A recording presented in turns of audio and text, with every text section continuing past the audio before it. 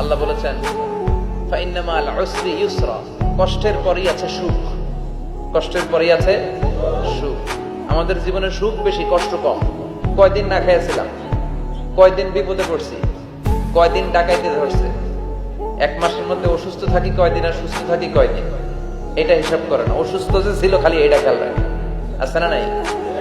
তার মানে ইন্না মাল উসরি ইউসরা, দুঃখের পরে আছে সুখ, মোটিভেশন।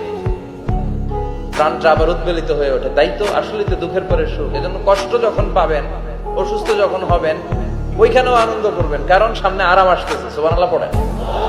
মুমিনের হারাবার কিছু নাই, দুঃখ পাওয়ার কিছু নাই। মুমিন অসুস্থ হলে অসুস্থতার মাধ্যমে তার রোগের মাধ্যমে তার গুনাহ ঝরে যায়, সে আল্লাহর কাছে প্রিয় হয়ে ওঠে। তা আমাদেরকে কেউ হারাইতে পারে? কথা বলেন, আমাদের কেউ ভয় দেখাইতে পারে? মোটিভেশনাল সূরা, সূরাতুল ইনশিরাহ আর সূরাতুদ দুহা। এখানে অনেক হিউজ মোটিভেশন আছে। যারা হতাশ, যাদের জীবন ভাল লাগে না, মরে যেতে মনে চায়, গার্লফ্রেন্ড গালি দিছে, আছে না নাই? আবার বয়ফ্রেন্ড গার্লফ্রেন্ডের গালি দিছে, এ ওড়না পেঁচায়া ফ্যানের মধ্যে ঝুলে আত্মহত্যা করে। কত বড় পাগল তুই, মরলি কেন? গালি দিছে তো কি হয়েছে? হ্যাঁ, বুঝতে চায় না, হতাশ হয়ে যায়। আর বয়স কম তো, ইচড়ে পাকা, অল্পতে কাবু হয়ে যায়। এই সূরাগুলো পড়ে না, এখানে আশার বাণী আছে।